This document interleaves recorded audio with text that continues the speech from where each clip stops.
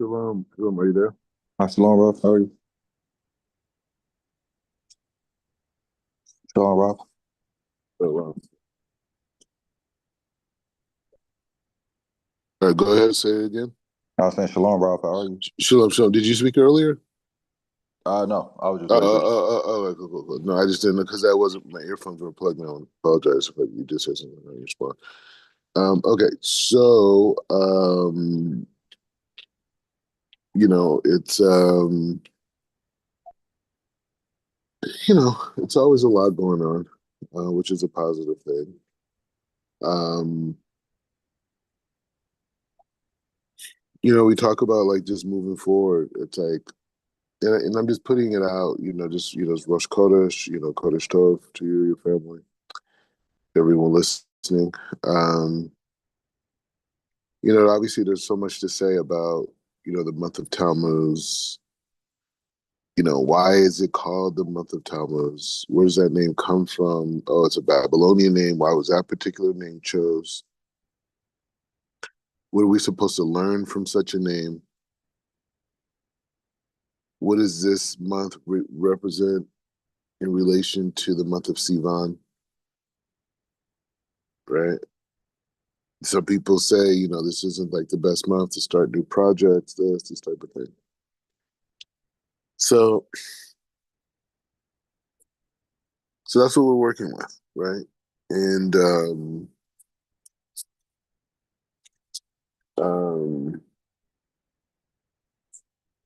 that's what we're working with, right? And so we're dealing with that. Now, another aspect is on a very like physical level is the aspect of like the seasons, right?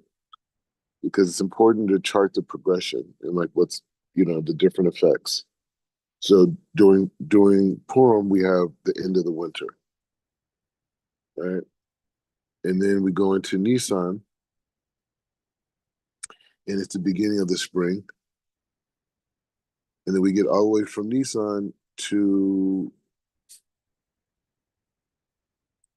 the month of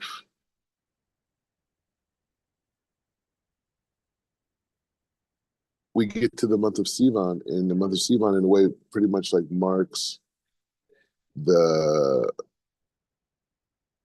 the beginning of the harvesting season, meaning like things like started to grow, it's there, it's time to reap the fruits, right?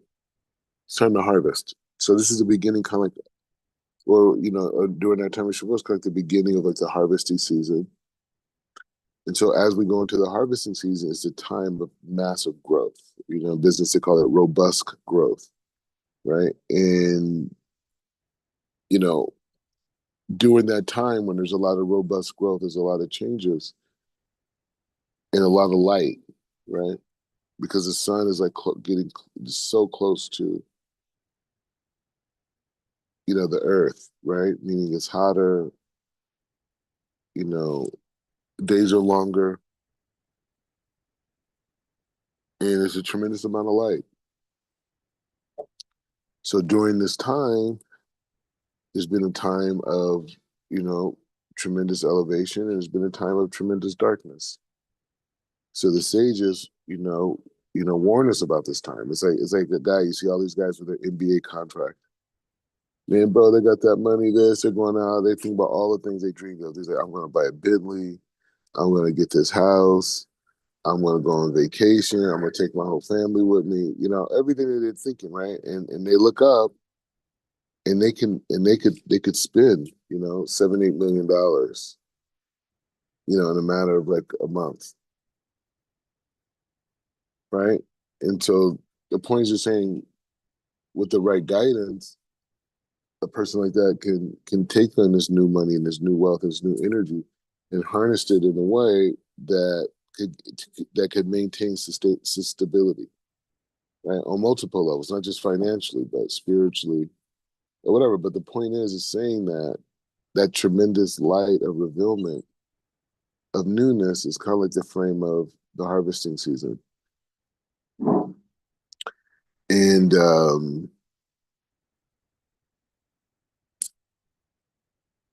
it's just important to just be aware of like that's what we're in. We're going into that like hyperdrive of the harvesting season going into Tammuz all the way to Av. Now, as we know, we have a fast day this month, which is on the 17th of Tammuz, right? And the 17th of Tammuz is the time where when Moshe, basically the Lukot, right? It's a time where when Moses dropped the tablets and the Jews were building the Egel. Again, a lot of light, right? And so that large amount of light, um, um, the point is saying, so so this is a dynamic over here. So in this month, people like tend to kind of restrict, right? They don't like to jump into new things because it's such a blinding light. Like what's real, what's not. Where's the connection? Where's not the connection, right? So you have to make good decisions. You have to really think things out, and it's you don't want to respond on impulse during the time of harvesting season, right? Because you could lose your whole bundle, or you could really take advantage of it, right? So the picture, the point is just saying that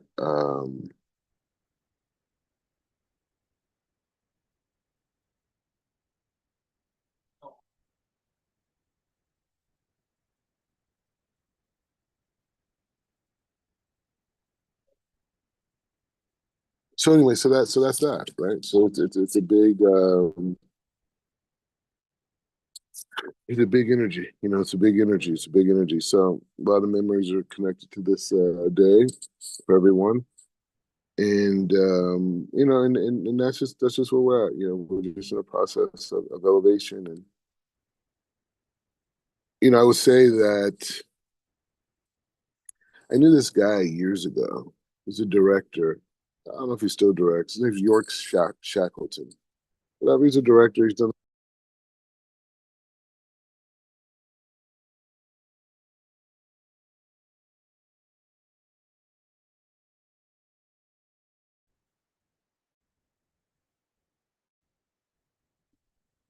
Anyway, sorry about you. Can hear me okay? Yeah, I can hear you. All right. So York Shackleton was a guy I knew. He's a director. He's an interesting guy, like really talented guy.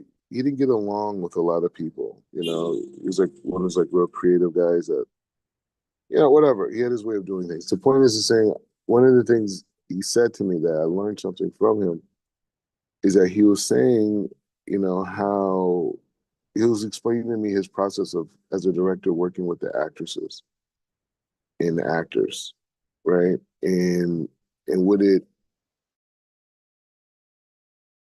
to get them in specific mindsets to play out different scenes, right? And he'll have to sit there and he'll talk to them and he'll dig into different parts of their life, different experiences to be able to, bring out, the sense of joy, the sense of sadness, the sense of pain. And it was a work. But he had to do that to be able to, get them into that perfect place to act out and say those words that are on that script. And so it's a similar thing with Hashem. Like Hashem is just like he just puts us through these different experiences, these different elevations, these different processes. He puts us through them because he's making us into the people that we're supposed to become.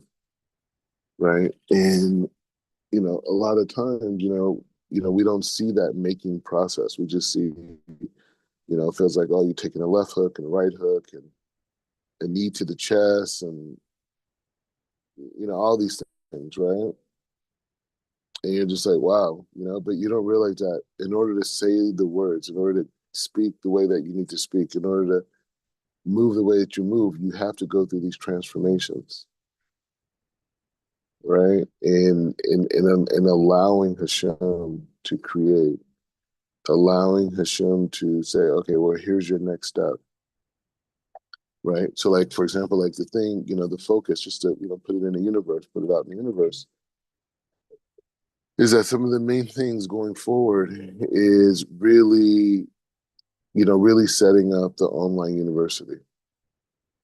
And I had a mentor, rabbi,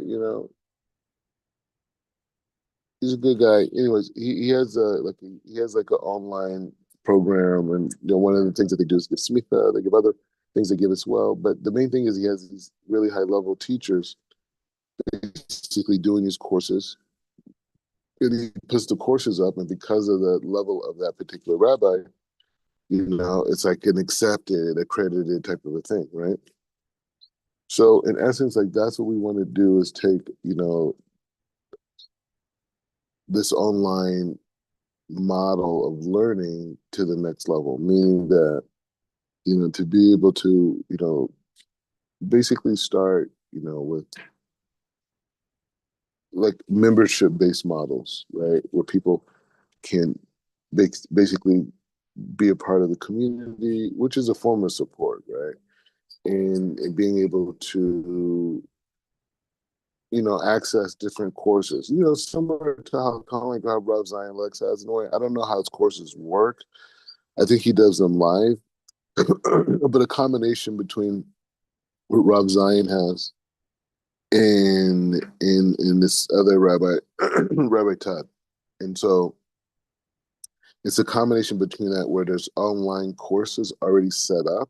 And I'm saying like high quality courses, not like just like, a lot of the rabbis who have courses, is basically their whole thing is like, okay, here is, a camera, me, a bunch of svarm in the background, and I'm explaining it, which I think worked at the beginning. But I think now with technology, I think you could really have classes like how we're doing right now with graphics in the background, like the visual experience.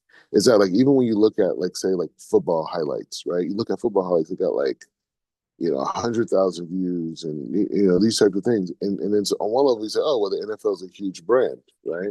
A lot of people are part of their network. Yes, that's true. But look at the visual experience of a football game. You know what I'm saying? Like you have number one, you have multiple angles, right? That you can see within seconds, right? Multiple angles of the same area. Two, you have this competition between these two entities. Three, you have a field, right? A stadium, right? You have a whole thing. You have a stadium. You have a field, right? You have a whole dynamic, right? And so and so and so you have this whole dynamic of a field, this whole thing, and then you have the crowd, and then you have the personalities, right? Then you have the players themselves, and this and all this. So it's like so many things going on that the mind is just like to just look at it over and over again. You know what I'm saying? And then you have the crowd and the emotion. I mean, it's like a powerful form of it's a powerful visual experience, right? And so we're saying over here is like so when you're talking about giving a class, right? You're giving a class. I'm saying that you could also offer multiple levels of visual experiences as well, meaning that a person could just sit there and watch it and enjoy it, not just watch it to listen, to see if they, you know what I mean. So that's what we're saying. So like Ramchal, for example, right? So Ramchal, that whole series, right? You'll have chapter, you'll have, you'll have it broken into sections, right? And and then you'll have quizzes and you have Q&As and all these different things around this farm. And then at the end of this farm, like a person, like say, like your person like yourself, right? Well, you'll be certified in this particular sfar. I mean, in this particular safer, right? Meaning that you learned it, you went through the process of understanding it, from the way that of the tradition, and then you should be able to teach it to as many people as possible, right? But the point is, this is something that you've studied, and this is something you've studied on the academic level and on the spiritual level, right? So this is the idea of saying like being able to offer that to per se, you know, hundreds of thousands of people, right, around the world. So that's kind of like so that's the main thing. So the main thing is being able to do like courses and and certification models around like Svarm, and other things, I mean, other like unique things, whatever. And then maybe certain things like, I could have like, maybe Rabbi Pinchas could offer certain, Chief Rabbi Pinchas, could offer, stuff and other Rabbana, whatever. But anyway, but the whole thing is growing the online university model and subscription model, right? So that's over there. And then underneath that is being able to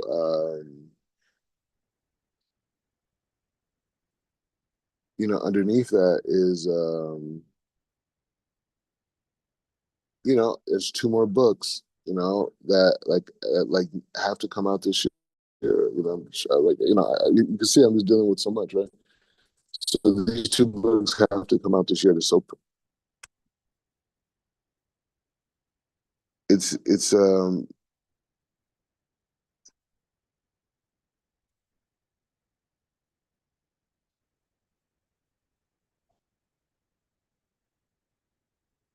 good.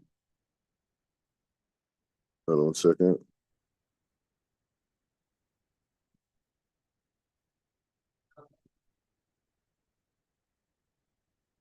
Are you there? Yep, I'm here. Yeah. Right. So anyway, so that's kind of like that's kind of like the that's kind of like the that's kind of like the main thing, right? Is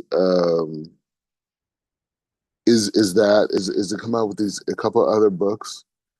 Along with that is you know um along with that is being able to like have like an effective PR model, right? Where like I mean there's so many like thousands of podcasts around the world.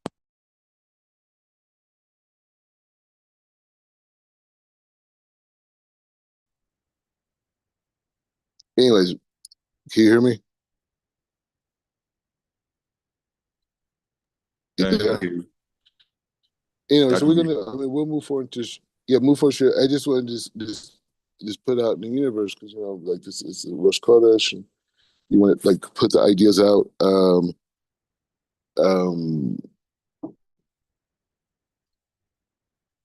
you know,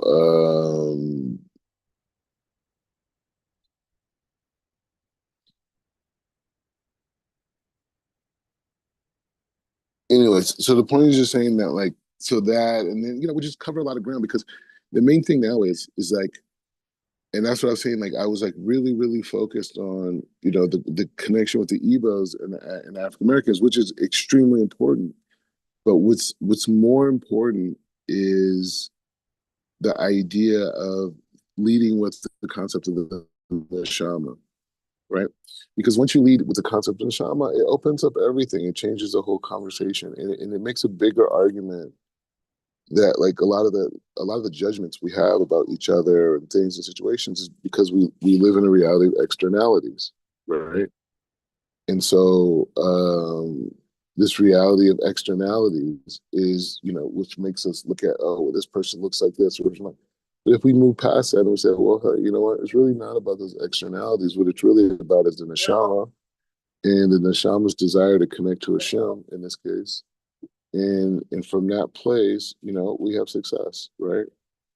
And so and so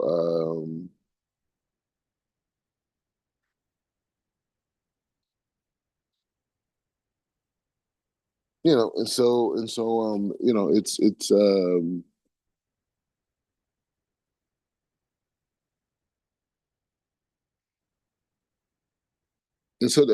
yeah, so it's a different type of a conversation, but it's a more powerful conversation and it's a more engaging conversation, and it achieves the same objective, right? Because ultimately the objective we want to do is create unity, and it's faster, right? Because it's like when you get into the whole like black thing and Ebos and this and translating the slave trade and this, it's just it's like you can't even make it through. You know what I'm saying? You can't make it from one side to the other because once you do that, you have to go through academia, right? Because you're using academic terms, right? You're coming in saying like, oh, well, I'm saying African Americans. Okay, that's someone else's concept. Oh, transatlantic slave trade. Oh, that's someone else's concept. Ebos, that's someone else's concept. Judaism, someone else's concept. The history of the Jews that came here, somebody else's concept. I don't control that, right? And so you come in there and you like put these things together and you start saying this. It's like people are looking at you. They're like, no, well, no, it doesn't mean that exactly. No, that's not the way the transatlantic slave trade was. Actually, they'll bring like 30 Igbo scholars in front of you, and they'll be like, nah, this is not true. This is a fantasy. They created it. Blah blah blah. You know what I'm saying? Like they could do that, and it's not, and not to say that because they're doing that makes it true, right? That's not what we're saying. We're not saying that because they're doing that makes it true. It's just saying that when you go that route, you have to battle with logic. And then even if you try to use Torah text, like say, oh, well, I'm going to go inside with the Gemara or the Mishnah or the Kabbalah or whatever, then but they could bring 30 guys, 30 scholars on TV and say, yeah, these are the scholars of the Zohar, these are scholars of the Mishnah. They've been studying it for 8 million years, And they all sit here and they disagree with you, right? But when we get on the simple fact of the fact that we live in a society that denies the soul, now we got a conversation. Because now your only instrument to challenge that idea is to say that, oh, well, you know what? You know, we don't have any, we don't have any technology to measure the soul's existence. Well, that's not my problem, right? That doesn't give you a mechanism to like deny an essential truth about my existence,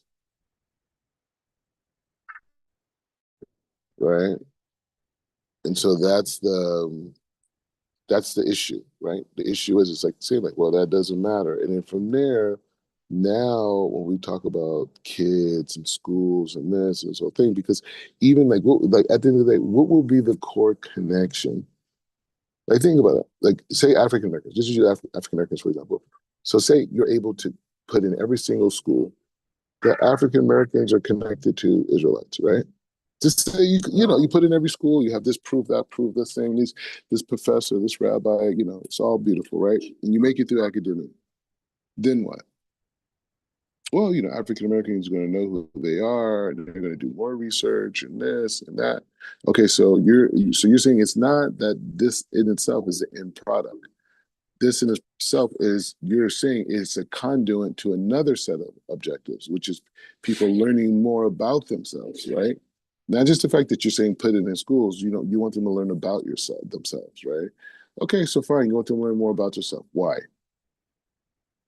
Oh, because the more they learn about themselves, they'll feel better about themselves and this and blah, blah, blah. We know that's not true. I mean, there's people all around us that know more about their history and background and they're miserable. So what do you mean? Oh, well, they'll learn about the truth of the Torah. Ah, so you're saying they'll learn about the truth of the Torah if they do this. Okay, now we're getting somewhere. Okay, so they learn about the truth of the Torah, and then what happens? Well, they're going to learn that the Torah is a technology. You know what I mean? So, okay, so where's the end product? The end product is that we want people who say that they're connected to the lost tribes of Israel to understand that the Torah is a spiritual technology for their soul, right? And it allows their soul to go through these series of experiences that that ultimately correct and complete, the purpose of the soul's, revealment, in this world, right? Like that. So that's what we want to get to, right? That's what you want the black kid, the Hispanic kid, whoever, right? The kid, the white kid, whoever, right? You want him to know that, right? Because it's not enough that black. Just say, even if we went that route. Say all the black people in America knew that, right? 40 million of them knew it. So then what? they're going to have what, 250 something million, 300 something million people around them that hate them because they have this light and they don't. So now they have to figure out a way to fight the hate and still reveal the light. We're in the same position. So the point is just saying that the idea of moving forward, the concept of the soul, and the connection of that basis to challenge all forms of policy, all forms of human experience, to be challenged on the basis of the soul was not taken into an account. Doesn't mean it's automatically bad or wrong. It just means that the soul was not taken into account, right? So if the soul was not taken into an account, it's problematic because that means only part of the human being is being addressed, right? So we have a 80-hour work week or whatever it is. So, well, I mean, you have to take in the account what the soul needs too, no, or not. So, anyways, these are the issues that we're dealing with, right? These are the things that we are addressing, right? And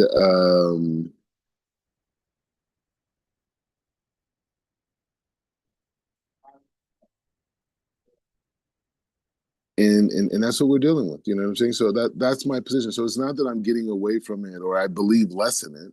I'm not saying that. I'm just saying like I totally believe. I know that the connection is there. You know what I'm saying? I'm saying as a business, as a mechanism that can grow economics, so it could self-sustain itself and grow, right? Because it's not about business in terms of, oh wow, I'm going to be a billionaire and I'm going to have a yacht. What is your yacht going to do for me? What is a yacht going to do more for me than me sitting right here in Jerusalem learning Torah with you? You know what I'm saying? Like that reality of people pursuing wealth for those things, that's for the people who believe in externalities. They believe the reality is about how much pleasure you can receive. So by them being in a yacht, they're hearing the water, and the sun is there, and this, and all these different things, and blah, blah, blah. And they're not worried about what's going on over there. They'll deal with it later, and blah, blah, blah, blah, blah. And so all that relaxation by them, by the non-Jew, that's like heaven. That's heaven because so by them, the whole thing is externality. It's not about the neshama, right? I'm not thinking about my neshama has so many hours to exist. No, not that you're panicked or scared, but it's just saying like my neshama has this amount, right? And so, from this perspective, because my neshama has this amount,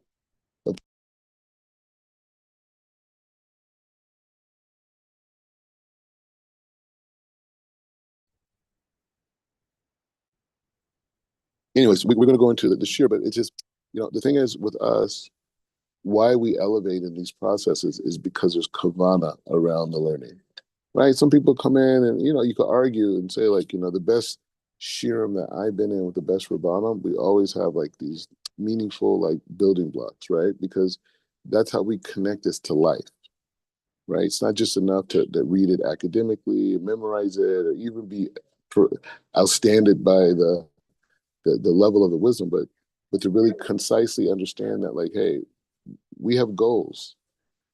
We have things that we're working for. So the power of Rosh Chodesh should give an additional strength in the neshama, no matter where you at in life, right?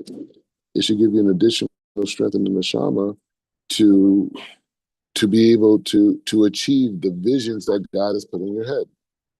This is what Rosh Chodesh is. It's not just like, oh wow, the sun, there's a new moon, and wow, and it's astrology and blah blah blah. And I know you're not holding that way, but I'm saying other people they want to make it that like Kodesh Tov, Kodesh Tov. It's like no, you're receiving a kedusha for this new elevation, right? Because this month of Tammuz is never going to exist again in this way. Just like this month of Sivan, we're never going to experience this month, this time ever again. This time is never going to come back, right? And so this is an elevation to a higher level because every month we become closer and closer to Mashiach. So it's an elevation right now, right? Elevation what? To bring more light into the world. That's our focus. So when we talk about business and growing this network, right? We're not talking about we're not talking about business in the sense of, oh, okay, well, let's make a bunch of money so we could get, diamond chains and, and go, that again, we're not in that reality. We're in the reality of bringing light to the world. And I'll say this, I don't have a source for this, but this is just something that I believe. I know some people say see, this is the thing. A lot of the Torah that we have, and I'm going to use the language of Chabad and of Tanya, a lot of the Torah that we have, right, is written like the Tanya. It's written specifically for Benoni, right? And Benoni are people or levels of neshamas that are not wicked, and they have the ability to be righteous, and they have the ability to not be so righteous. They go back and forth. The more the more they're in the right environments, they generally do better, right? And then you have a level above that, which is the tzaddik, right? And the tzaddik is a person who's like, hey, you know what? I'm plugged in. I'm doing everything, with intent. I'm focused. I'm organized. I'm doing that. And then, as you know, because you learned the Ram call, the level above that is even like chassid, right? Level of chassid, right? And so that level of chassid is a person who says like, hey, you know what? I'm not gonna do things right. I'm gonna immerse myself in the light force of the show. Meaning, I'm gonna stay separate from things. I'm gonna be more insular. These types of things. So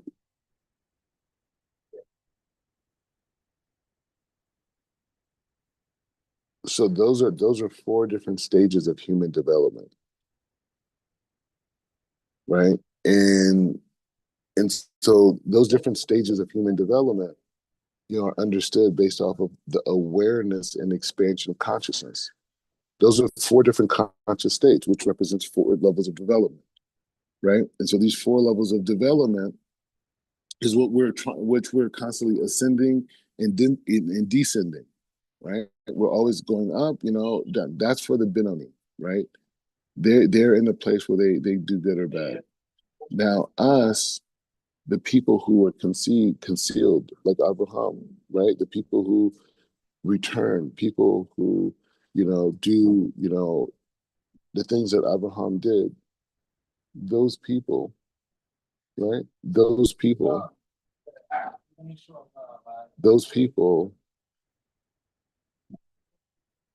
have a higher desire to receive than the person who goes back and forth.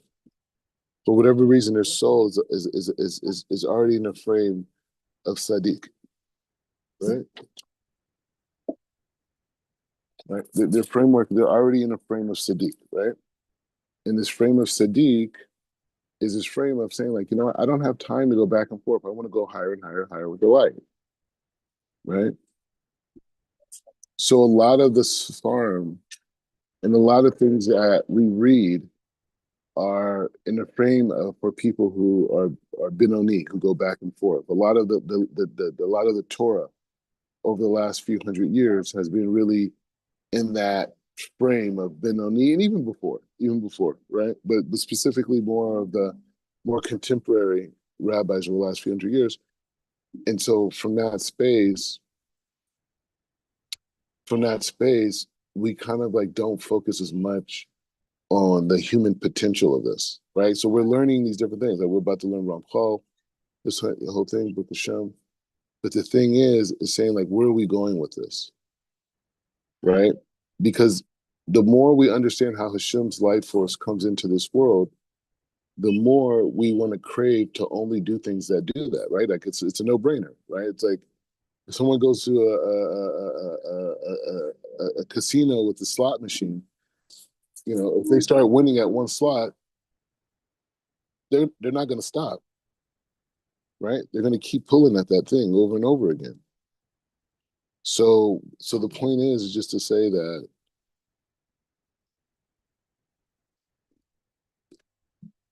this process is about becoming, is in a frame of greatness, right? And it's in a frame of saying like it's not just about, oh, I'm going to be a good person and I'm going to do the right thing and I'm going to do the mitzvot and this. It's like, no, I'm going to figure out who I am supposed to become in this lifetime. And the only thing that can stop me from becoming who I'm supposed to become in this lifetime is the Yetzer Hara. That's it. And the Yetzer Hara for everyone is unique, right? The Yetzer Hara gets me in a certain way, gets you in a certain way. We all have openings and gaps in our lives in certain ways that the Yetzer Hara finds a way to wiggle its way through. But nevertheless, we close those gates as we learn about them, right?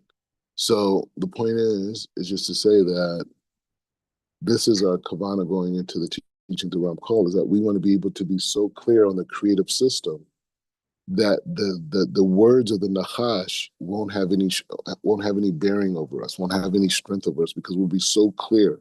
In the same way that Chava didn't understand, and Adam Rishon didn't understand, in that same way that they didn't understand, we do understand, right? We do understand, right? And so because we do understand, we're so clear that those serpents that come and say, come and get a quick taste, of whatever it is, laziness, ego, whatever, the whole thing, right? Because I'm even seeing so much growth in myself, just like seeing things, and it's a different thing, and we'll talk about it maybe later on. But the point is, let's go into the Sefer. And so the Ramchal tackles a very big question. So because it's interesting, because I got into a whole debate with a guy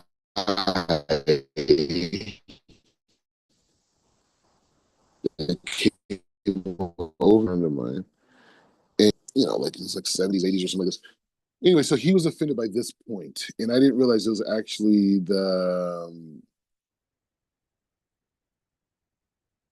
I didn't realize it was the next chapter. It goes on to it. So it says, had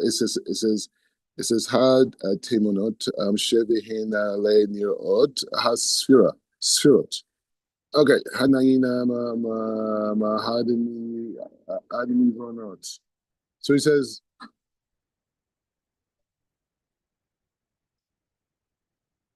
like this. He says, how the spherotes appear in prophetic visions, the image seen by prophets and gods, and what they represent. So this is a big thing, because some people believe. So seems like this is a very controversial part in this understanding. So there's a belief system that prophecy comes from the frame of the prophet receives a message and just opens his mouth and it comes out, right? He's not even thinking. He opens his mouth, it comes out. And the Lord said, blah, right?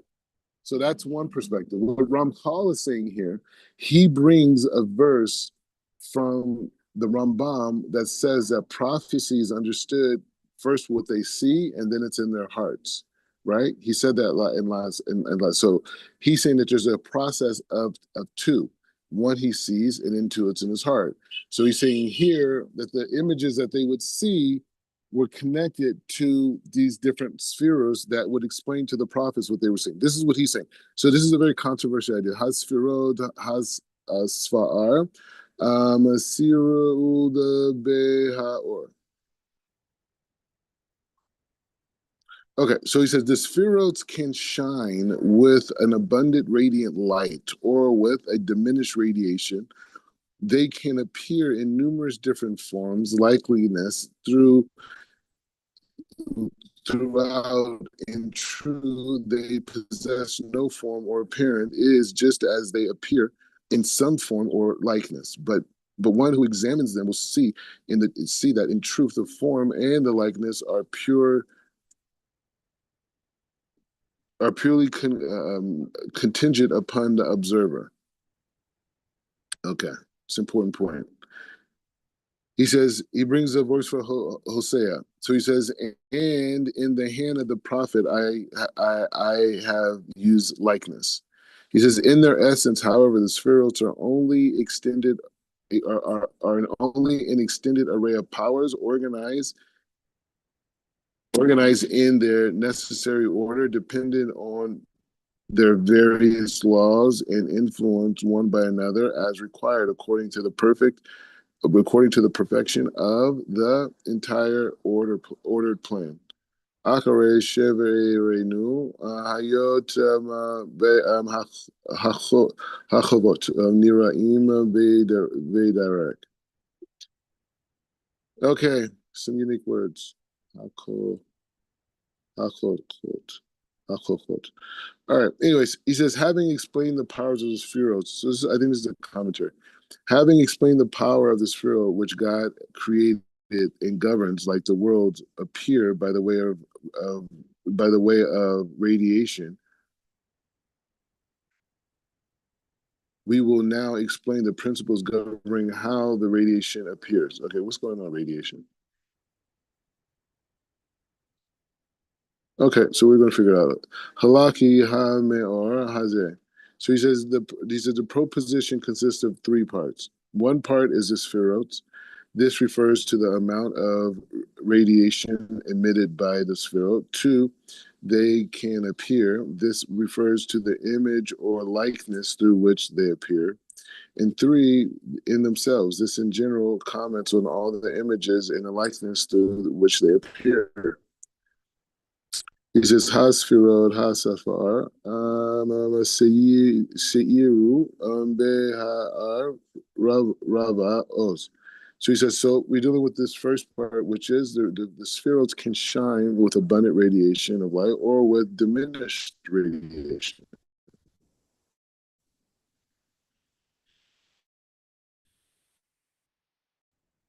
So I guess, when we say bulb inside of it, and there's this light that radiates from it that allows you to see, right? So we want to separate this radiation from the light itself, right? So the flashlight is there. So the flashlight is there and it opens up, right? And then there's a light that comes from it.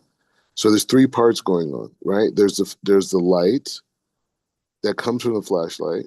There's the bulb that's giving off the light, and then there's the flashlight itself, right? So he's going here and he's saying that yes, you have this light and you have this flashlight, but the light itself, the spheroids, can fluctuate in terms of how bright they are, right? So there's no exact type of one radiation. It says the spheroids can shine with an abundant radiation of light or with diminished radiation. This means is as follows. Since the supreme will wanted to display his simple power by the ray of light, the revelation may be lesser or greater, since one light may shine only a little, whereas another light may be more powerful. This is what we see, Sphirot and Parsufim. So the Sphirots are these individual lights, as we learned about, right? Which is an expression of the Ein Sof. It's almost like, you know, the sages teach that the sphere the Ein Sof only wanted to reveal certain. It has endless amount of lights within it, but it only revealed certain ones in the frame of the Sphirot. Why? Because the lights that were revealed in the Spheros are all connected this physical world. So I don't know if you've ever seen like those like dancers, like those kind of like Latino dancer girls, and they're dancing. They kind of like hold their skirt and they like subtly lift it on certain parts, not all the way up, but just a little bit. Like they show a little bit of leg. It's kind of like that idea. Like the Ein Sof wanted just to reveal a little bit of itself to us, so we have this relationship between the physical world that comes, which is an expression of the Ein Sof, and the light force that governs it. So that's the spheral. So the Parsufim, which is a very important point, the Parsufim are different variations and different structures of these lights, right? So like you have the lights themselves, and then they have different designs, right? Some designs may be Keter Chochma Bina, Malchut, some could be Ze'er Pin. You have these different structures, right? And they all have different meanings. And all the different worlds are expressions of these different of Hashem's light. And so the way that we understand the uniqueness of all these different levels is through this concept of Parsufim. So he says, as the spheros, as spheros, they shine with little light, but as Parsufim, they shine with abundance lights. So the Parsufim, which is this structure, this. He says, see below 17 on spheros of Parsufim. So he'll go more into Parsufims later. But he says, but when they shine as Parsufim, more details are revealed as to the spheros. Fewer parts are seen. So too are the variations in terms of the power and influence of the individual spheros. Sometimes a sphera may shine with a little light and a little power during a period of exile. This is known as smallness, katan, also childhood. He says another time the sphero shines with great power, known as after redemption, meaning the geula or maturity. Right, so he's saying here, so the lights, there's big lights that come in structures, there's individual lights. Some lights are brighter, some lights are lower. There's different times in history where the light is greater, there's different times when the light is more diminished.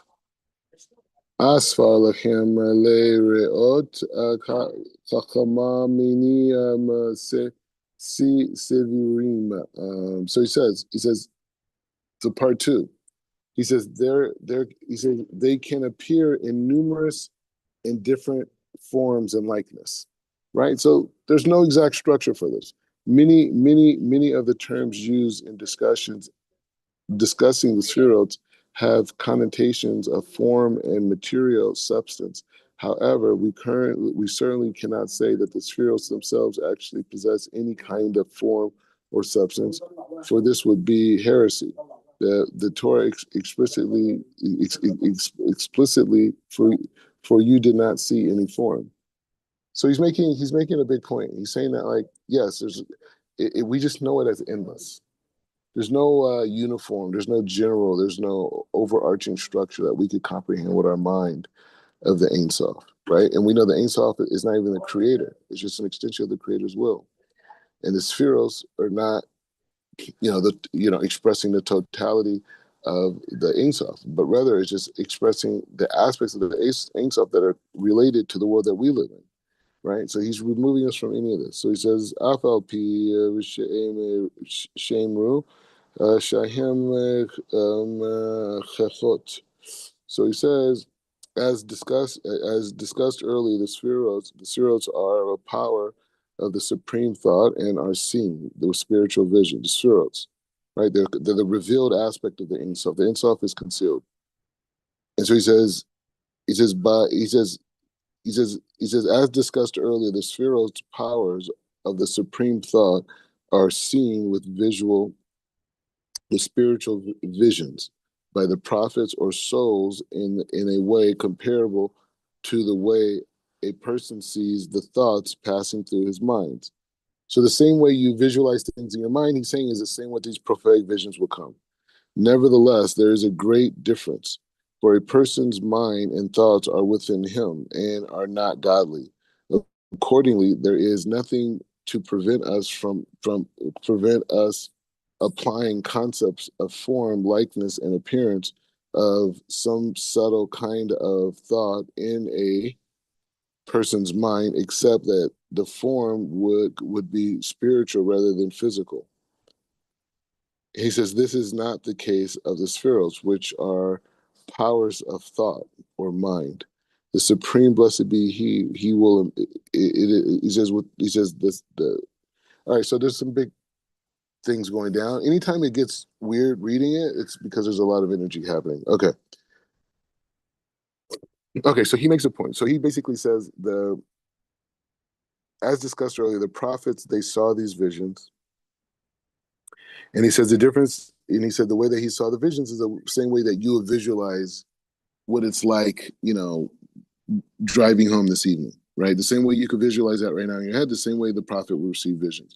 He said the difference is that the visions that we have in our head or the thoughts we have in our head are within us. And as well, this other mechanism is something that's been given from an outside source, which is the creator, right? He says, accordingly, there's nothing to prevent us from applying concepts, forms, likeness, and appearances of some subtle kind of thought in a person's mind, except that the form would be spiritual rather than physical. This is not so in the case of the spheros, which are the powers of thought or mind, the supreme of the supreme. So this is this power that we have. The prophecy is coming from.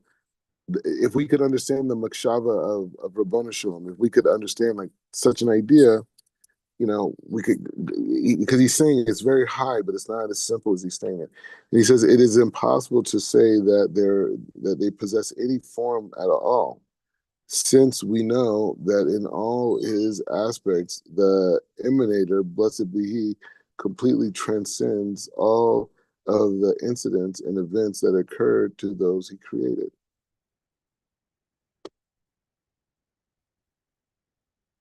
He says impossible that saying that that it possesses any form. He says he says we know that all in all the aspects the emanator, blessed be he, completely transcends.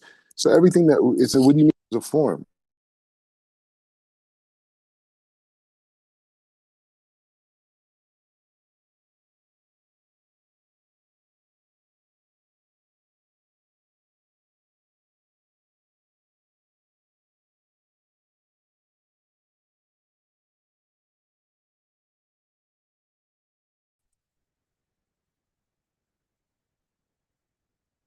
Yo, I'm here. yes, let's go back to it. Okay. Any thoughts, any reflections before we keep going? No, it's let's say the rom call is high level, so you guys just gotta digest it a bit and like turn over your mind some, and it starts to make a little more sense the more you review. So it's when you think about the creator, the Hakadosh Baruch Hu, it's mind blowing. Like you really just contemplate like the modes of creation and how everything was formulated and the structure and how perfect it all is. It's just insane, and that's why even when Hakadosh Baruch Hu was talking to Moshe Rabbeinu, when he was telling him like you can't see me, you know what I mean? Like you can't even conceptualize what I am. So it's like he was putting him on a level to even approach him in a sense. Yeah, we gotta get going on this. But you're right. I'm just it's a lot. Okay, so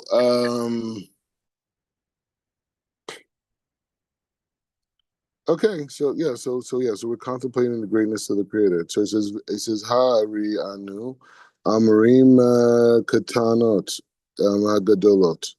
So he says nevertheless, he says we speak in terms of smallness and greatness, ascent and descent, clothing, position, and so on in relations to the spheroids. We certainly cannot say that any of these phenomena exists as such in the spheroids.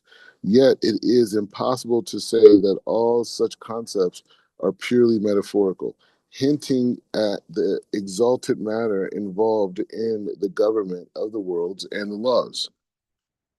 You're saying you can't say these are just concepts and these are metaphors because you can see them being expressed in human behavior. He says, for if it were so, most of the investigations of Kabbalah would be pointless, since it would be like trying to base what we know metaphors and what we don't know the spheros. He said this is not. He said this is not what is indicated by the teachings of the Ari, the earlier and later Kabbalistic sages, above all those Rabbi Shimon Bar Yochai. He says all the teachings indicate that these phenomena actually do exist in the spheroids. Here is a place to clarify the truth, for if this foundation is laid properly, everything will be understood properly, clearly, and simply. But if this foundation is not laid properly, all the structures will remain flying in the air, and it will be impossible to obtain any understanding whatsoever of the investigation of Kabbalah. Okay, so when you hear something like this in the Sefer from someone like Ramchal, you have to pause and ask Hashem and say, Hashem, please allow me to understand this Sefer correctly. Please allow me to get this foundation from the Ramchal so I can grow in your wisdom and have more avodas Hashem and to check my Yitzhak Hara and to be a light to myself, be a light to my family, be a light to the world, and exist the purpose of creation. This is where we're at right now. So you gotta ask for help because it's a crucial moment. It's not like as I'm just speaking out loud. It's not an intellectual exercise where we're just like reading a book and this is like a key moment in the book. No, this is an actual elevation that's about to happen in our lives. Vehine ha'emet. He says, Shekol hasfirot hem chechot. He said, the truth is that all of the spheroids are powers of the supreme mind. Okay, so Hashem, he's speaking of Hashem. They all operate to bring about what is necessary in the world, all leading to one goal, the final ultimate perfection as explained above. These powers contain everything necessary for everything necessary for the government of the entire world at all times. For example, the power of Hesed, kindness, includes includes all the ways in which it must act in the world. Sometimes holding sway, sometimes yielding is domain, sometimes dominating strongly. At another more gently. All right, well, let me try to understand this. He says, for example, the power of Hesed, right? The power of Hesed, right, includes all the ways in which that in all the ways in which it must act in the world. So this idea of Hesed is like all the ideas of Hesed of how it manifests in this world, which is kindness. Sometimes holding sway, sometimes yielding is dominance, sometimes dominating strongly at other times. So he's saying, like, when we talk about these forces are what's making up the physical reality. And they're expressed, like you talk about Gevura and Hesed, these different things. These are things that are ruling the world, right? And he says he says sometimes dominating strong. He says at times the power of Hesed operates in conjunction with Gevura, strength in various different ways, whether it's revealed or hidden manner. Likewise, the power of Din, judgment, and Rachamim, mercy, also contain necessarily everything for the government for the entire world at all time. So he's saying that as these energies express themselves. We get to see them expressed in society. He says, Masari, Galeshaker, Natski, Bako Echad Min, Hachot, Ha'ele, She'amreinu. So he says, all of these three, he said, these three powers. He says, these three powers of kindness, judgment, and mercy contain everything necessarily for reward and punishment, judgment, and exist in the world of mercy and the eternal reward of perfect kindness. The Supreme Mind calculates in advance everything necessary for the government of all of this creatures until the end of the cycle. Everything is a single weave of these three powers, including all of the different kinds of controls, laws, and pathways necessary and sufficient to bring about everything that must come into being in the world.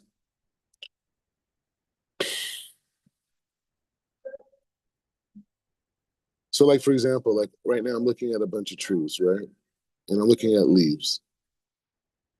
So you could say that they're the aspect of the tree was created with this aspect of kindness, right? It's in a frame of giving, it's in a frame of sharing.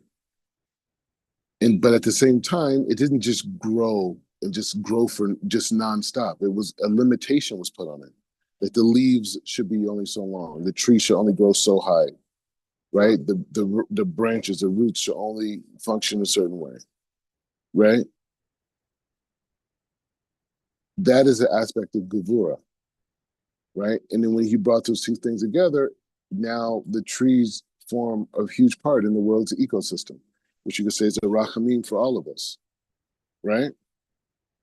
So this is the idea, right? So this is the idea is in essence to say that like we look around us, we're going to see these energies expressing themselves everywhere. Same thing with people, same things with thoughts.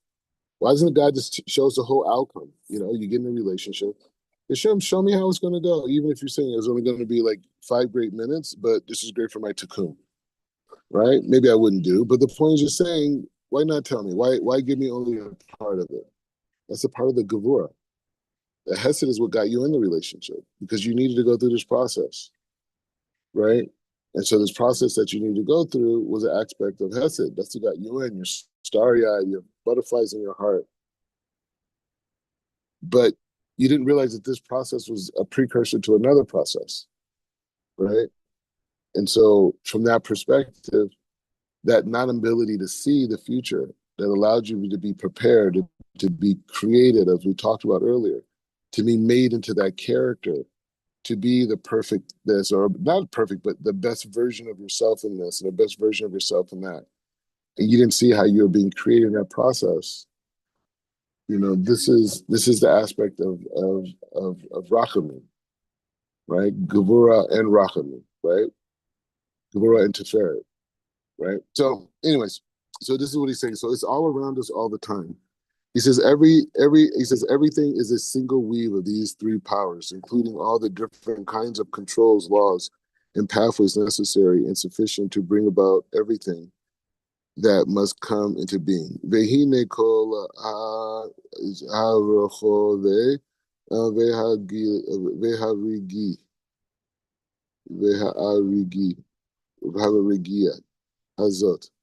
So he says the entire the higher this entire composite weave is is visible to the prophet the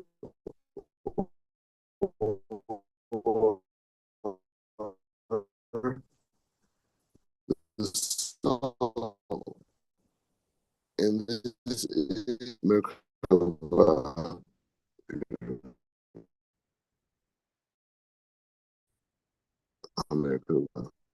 So he says the actual power. He says the entire composition is visible to the prophet called chariot, the Markava. The actual power of the supreme thought are invisible, for they are simple and cannot be seen in their centric essence. Yet the supreme will wants them to be visible through the lights and the prophet's likeness and image, and to appear in all the different aspects that we ascribe to them. Parsufim worlds, one clothed in another, ascending, descending, and so on. However, we already know that this is not how these powers are in reality. This is only how they appear in the prophetic imagery. Okay, all right. So let's just try to understand this with Hashem's help.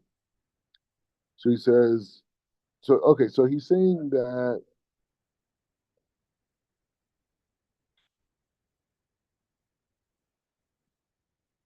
So he leaves. He starts like this by saying, we can see these powers demonstrate in everything around us. So he's saying that that ability for the prophets to see these visions, he refers to them as the Merkava, as a chariot, right? And this chariot, the actual prayer of the supreme beings were invisible for their simple. So he's explaining this process of why this chariot had to exist. Yet the supreme field wanted that. So there's certain things that God wanted us revealed, and so that He wanted these things revealed. So He made them visible to the prophetic likeness, and he made the supreme one, wanted them to be visible through lights and prophetic likeness and images, and to appear in all the different aspects that we ascribe to them. Parsufim worlds, one clothed in another, ascending, descending, and so on. Sounds like Jacob's ladder, no? However, we already know that this is not how these powers are in reality, only in the area of the prophetic image. So I guess if we think about Yaakov's images that he saw, those prophetic images that he saw, and the angels going up, descending, and ascending, he says that even though it's expressing this imagery, which is amazing imagery, it still is not expressing the true power of what's going on. Shekin Ketiv Bechadia. So he says, thus it is explicitly, he says, thus it says explicitly And through the hands of the prophet, he says, I can use the likeness. He said, this means that God concealed the profundity of his thoughts within the prophetic image and metaphors. But in the case, but the truth is that in this case, the truth is that in this is only how prophets see them. And even this seeing is not like physical seeing, as will be discussed below. What the prophets see are spiritual phenomena that take place formed in clothing, ascent, descent, and likewise. However, this seeing is nothing but a prophetic vision made up of likeness and images uh, um, conveying the depth and the breadth of the plan in the divine mind. And we have concluded that the Kabbalistic teachings are not merely metaphorical. The phenomena we have mentioned, such as ascent, descent, nothing, clothing, and the likes, truly exist in the prophetic vision. However, the prophet vision itself is only a likeness. The prophets have the special power of being able to see visions and understand its meaning. Nimsa, but for the subject of the prophetic vision is God's deep plan. When he wants to reveal it, he shows it in the form of a chariot. Thus, he says the various parts of the chariot have all been given their own individual names. Their names, that he said, these are the names of the Sphirot and the Parsufim. And the prophet's visions show all their different states and properties. Ki hine kishay shemen nipsot ze shel hachazon.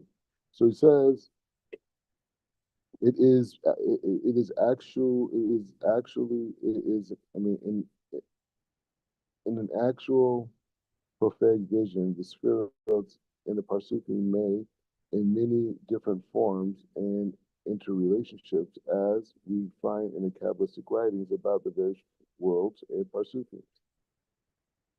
Jizma Shevahem Lo Yishtashum Sare Vedim Yon. So he says, throughout, although it in truth they have no form or appearance, this is clear in the light of what we see explained above. It is just as they appear in some form or likeness. What is what this means is that the prophetic likeness and images are not mere metaphors and illusions. This is the way this is the way the prophet actually sees what he sees, and what we say about the Parsufim actually is the way that they are seen in the chariot. Okay, it's hard work. Okay, so we are 17. It's a lot more, and I don't want to like overdo it. I just want to reflect because these are like really big levels, right? And he's making it so clear. It's like, whoa, it's like, what am I going to do with myself? And we're only in chapter 7, you know. All right. So thoughts, reflections. It kind of reminds me of Ezekiel. His dream, his vision, prophetic vision, and where he's looking up and it's like he sees the Are you likeness there? of. Are you speaking? I can't hear you. Like, can you hear me? Rob, can you hear me? Yeah. Can you hear me? Club Zeta. Rob. Yosef, hold on one second. Okay. Yosef Haim, no, you're there. Go ahead. What were you saying? Can you hear me? Yeah, I can hear you now. Go ahead. So it kind of reminds me of Ezekiel in his dream, his prophetic vision where he sees the likeness of a man on the throne. It's like he saw what he perceived to be a man on the throne. You know what I mean? So it's kind of like Hashem has given us these modalities of communication, but it's not the essence. It's just for us to be able to approach in a way. Like, what is the purpose of speech? what's the purpose of visualization? What's the purpose of hearing? Like all these are just ways for us to connect to Hashem, for us even to be able to begin to comprehend it in a sense. So it's like everything you see isn't exactly what it is. It's just the modes of you being able to some type of connectivity for yourself. Kind of like when the sages went to Pardes, it was like when you see water, what you think you see as water, don't say that it's not water. It's like just because you perceive something, that's not the essence of it. That's just your level of, I don't mean to be redundant, but connectivity. That's your level of being able to reach out in a sense. But once you reach out, you find out, okay, that was just the launch pad for you. Now is more layers. Is more layers. Like it's not as simple as just, oh, that's a person. I know what that person is. Like no, you see the person, but you can't see the soul. Or this body might have clothes on it, but you know that you're not calling that person a shirt. That shirt is just covering her body. And then what's the body? Oh, that's the person's name. No. And then what's the soul? Like it's layers to it, but the clothing allows you to approach the person. If I'm making any sense at all. Yeah, you're saying really good. So when I think about Ezekiel, it's always the sages bring out that he was in, and I think I'm being incorrect, but he was on different levels. Like he was looking into, like he was in one level, let's say Saya. He was looking into Yazira. And the man that he perceived on thrones in Berea. It was like these different um like lenses were. It's like you can see it, but you can't see it clearly. So that's kind of what I'm thinking about with the wrong cause bringing out. It's just Hashem is trying to draw us close, and He's giving us means to do so. Like your speech, like they said in the prophets, like the only reason you speak is to glorify Hashem. That's the only reason. That's the only reason it was created. It wasn't created for anything else. It wasn't created for you to talk to your friend and da, da, da. No, it's to glorify your Maker. It's to use that as a pathway of connectivity to Hashem. I was seeing a study, and they were saying that the mind, when they analyze the mind, when a person is in worship, when a person is praying, that all three lobes of the brain light up. It's the only time it happens. It was like the brain was made to glorify God. And it was like, yeah, that's the whole purpose. You know what I mean? Your hands, your feet, do mitzvot, to run the good deeds. What is your mind here for? Right? Like, what is the purpose of your mind? Like, what is the purpose of you being embedded with a soul? It's only to give glory to your Maker. All this other stuff, all these externalities, they're just a part of this intrinsic, beautiful system that's put together. Like, Rob, we talk about what we do personally. So, like for myself, like what I do in work, I work with systems.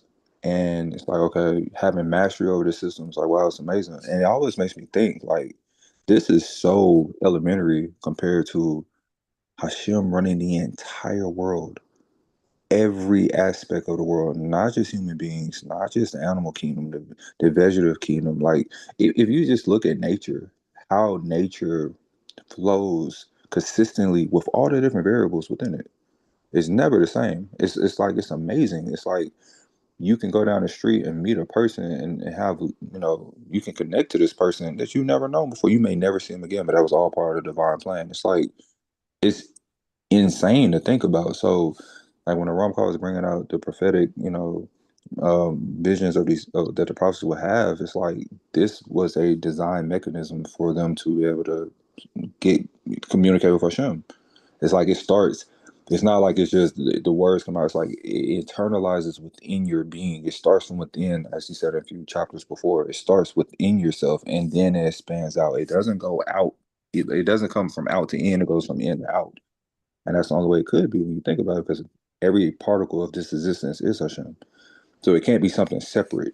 It's not like you're receiving it separately. You have to become one, and then it flows. So this is high level. It's amazing to contemplate, but yeah, Baruch Hashem. Yeah, so I think you're on it, and I think just as a way to kind of like strengthen this muscle is to kind of like think about the images that we see in life, right? And to say like, but wait, the things that we're being presented with are the same thing that not the same things, but the same source. right? The same source that's presenting Ezekiel that image over there, or say Rabbi Shimon an image over there, or whoever, Ramchal, right? Whoever. Now you can see why he got to that place, though. By the way, because like he went to some far places, right? Like you start seeing Gagulim and this, all this. So now we can see how kind of this school of thought that got him to that level. But the point is to say that that level is that things that we see in our life that we should also look deeply at it and say, what does this image mean, right? What is, what's being manifested here, right? And and and just looking around in that way, right? And to be able to, you know, to be able to look around, just be able to look around and basically see, Hashem talking to us as well. It doesn't have to be prophecy. It doesn't mean you have to go out and warn the people, right? It could just mean that God is speaking to you also. It doesn't mean you're a prophet, but it means that that aspect of God communicating to you that the prophet is showing us exist also exists within us too. Did you have something you want to say on that? No, we're good, Sean. Just listen. Okay.